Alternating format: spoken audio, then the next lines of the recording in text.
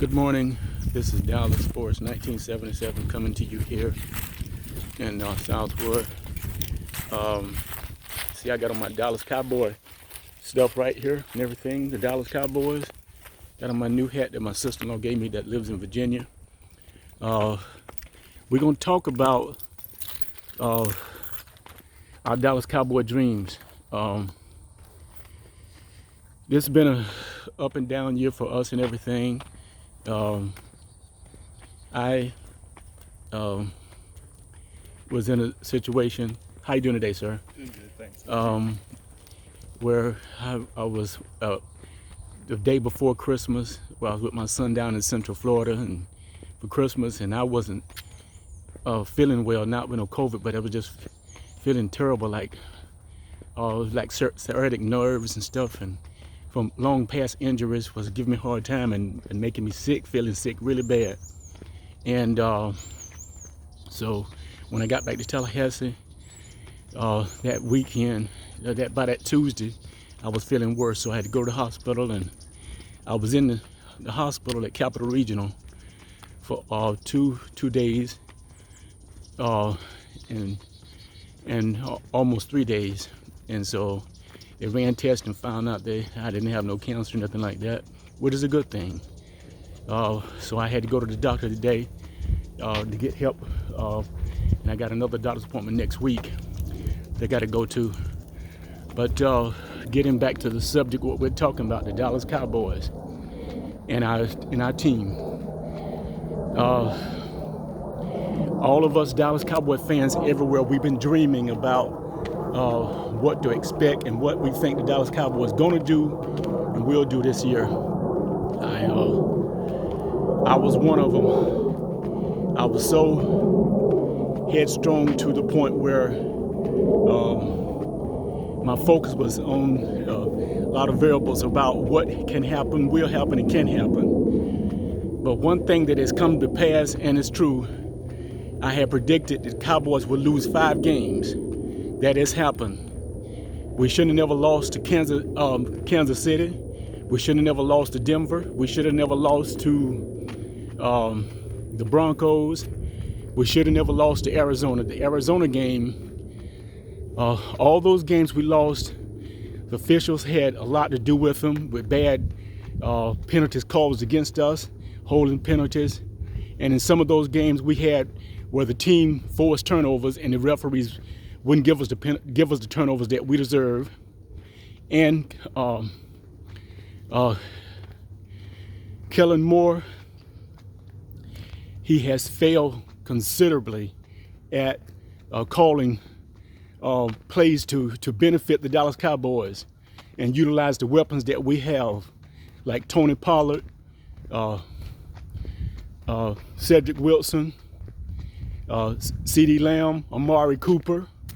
He has not used Amari Cooper in the right perspective. If he used him in the right perspective at slot receiver and crossing routes, would be great. And use Tony Pollard out the backfield on screens and draws and zone running plays outside and stop this up the middle stuff and helping our offensive line, because the offensive line has gone through a lot of injuries and a lot of COVID situations and a lot of in and out this season, which has been a fantastic year, but it's been a year of a lot of more ups than it's been a year of more downs than ups, what I should say.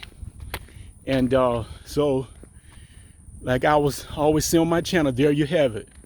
I'm not happy with the Dallas Cowboys coaching staff. The only person I'm kind of pleased with is the mighty Dan Quinn. Very pleased with him. Kellen Moore, my report card for him for this season is a D-. My report card for Mike McCarthy is a C-. But the total grade for the team for this season, I would say a B-, between a B+ to a B-, which is not bad, but it can be better.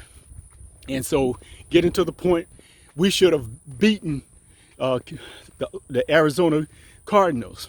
And I'm telling you why.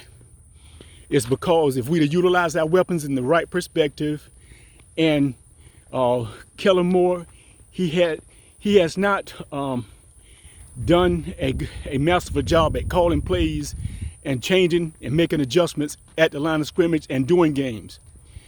The Denver Broncos made a blueprint of how to defeat the Dallas Cowboys in every game. And since that game, every team that has played us has done that against us. Put 8, 9 men in the box, and if we have a stack formation at the slot receiver, he's constantly calling plays to our tight end, the Schultz, which he's not bad, but he's not great, but he's not he in between mediocre, but calling a lot of that stuff and doing a lot of check downs. And in those situations, the defensive coordinators for other teams have fixed it so and schemed to force Dakota Prescott to get rid of the ball, do check downs, and not go through his reads, go through the 1, 2, and 3.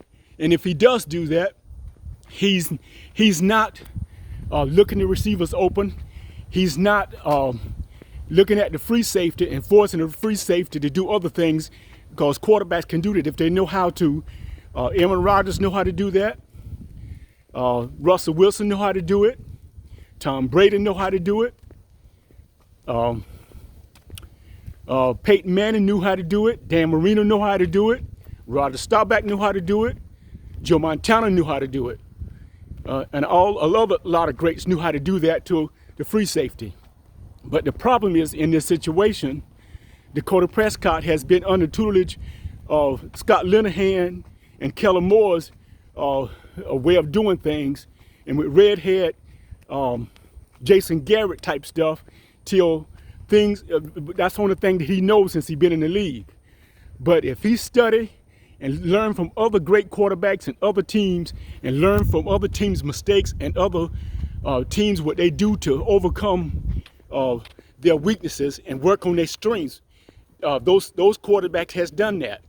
So I'm asking, as a Dallas Cowboy fan, that Dakota Prescott, he start making changes when he get to the line of scrimmage, read the defense, read what they're doing, and not only read what they're doing, make the decision and stop depending on what Kellen Moore and Mike McCarthy wanted to do. If he got to be a winning quarterback, he must do those things. He must come forward. He must step forward. This is the time for us to be winners and not losers. It's time right now for him to step up. Everybody, all these talking heads and everything and haters out here are putting all the blame on Dakota Prescott, when it is not always Dakota Prescott's fault. The total blame belongs to Kellen Moore. He's the blame for this. Totally, he's the blame. And so it's time for them to step forward and do their job. How you doing? And so I'm saying this to rectify the problem that is wrong here with the Dallas Cowboys, because the talking heads and haters of other teams are constantly putting all the blame on Dakota Prescott. But if they knew football and understand the dynamics of what football is and what it takes to win games, and how football is played and coached and officiated, they will know that the blame does not totally blame, the fault goes to Dakota Prescott, and the blame goes to the one who's teaching him. And the teacher has failed at doing his job, and that's Kellen Moore. So there you have it. That is about the end of my subject today. I just want to show y'all how beautiful it is today. It is a wonderful, gorgeous, beautiful day today here at Southwood. And we're standing here by the lake and everything, and looking at how the sun is out and everything, and it's so beautiful. And I'm saying this, all of our fans everywhere, we're dreaming for a dream wonderful season like this. It was a movie came out back, I believe it was about 2010 or 9, called Dream Girls, and in that movie it's based on how these three girls got together and formed a group, and they had dreams, and they had things in their life that they wanted to succeed at, which they did in the movie. That's the meaning of that movie. and they succeeded to the point where they prospered. They went through a lot of adversity and made it to the top. That's the same thing Dakota Prescott and the Dallas Cowboys must do and have to do to get through the playoffs. Because in the NFC division, not the AFC, but the NFC, is more powerful teams out there are capable of beating you really bad. Green Bay has struggled, but they found a way to get wins. They should have lost the Baltimore Ravens. They slid by. Arizona should have lost, and they slid by. But in Dallas' situation, in case, the officials has cheated us constantly over and over again, to the point where we have to not only beat the team we are playing against and coaching against, we have to beat the officials. So for the Dallas Cowboys must accept that. They must come to an understanding that it's not going to be given to them. If they want a world championship, they want a Lombardi trophy, that they must do something that can get them that Lombardi trophy. And that is stop complaining, stop having excuses, and win this championship. And that is getting what they need right now. And the fan base of America's team, we know it can be done.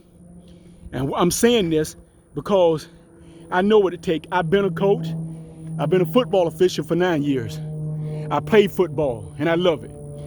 But it takes dedication. It takes determination. It takes winning. It takes know-how. And just like I got on my new outfit for Christmas, my Dallas Cowboys outfit, my hat and everything.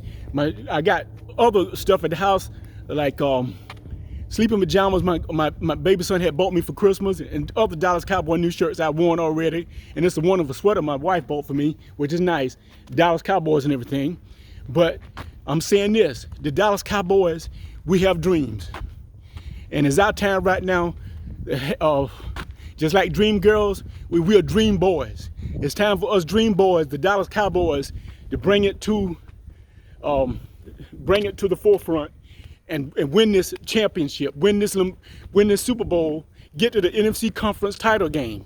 If we even get to the conference title game, that would be a success. I predicted before this season started that the Dallas Cowboys would lose 5 games and win 12. Well, people, America's team fans, guess what? I'm on point. We lost 5 games. We got 11 wins already.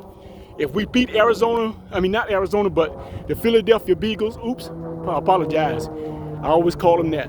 The Philadelphia Eagles, we beat them on tomorrow, 8-20. The Dallas Cowboys will have 12 wins, which is success. But what you got, order for what you want in life, you got to fight for it. You got to go for it. This is Dallas Sports, 1977, coming to you here at Southwood. You be blessed. How you doing? Be blessed and put God in your life. Love one another and help one another.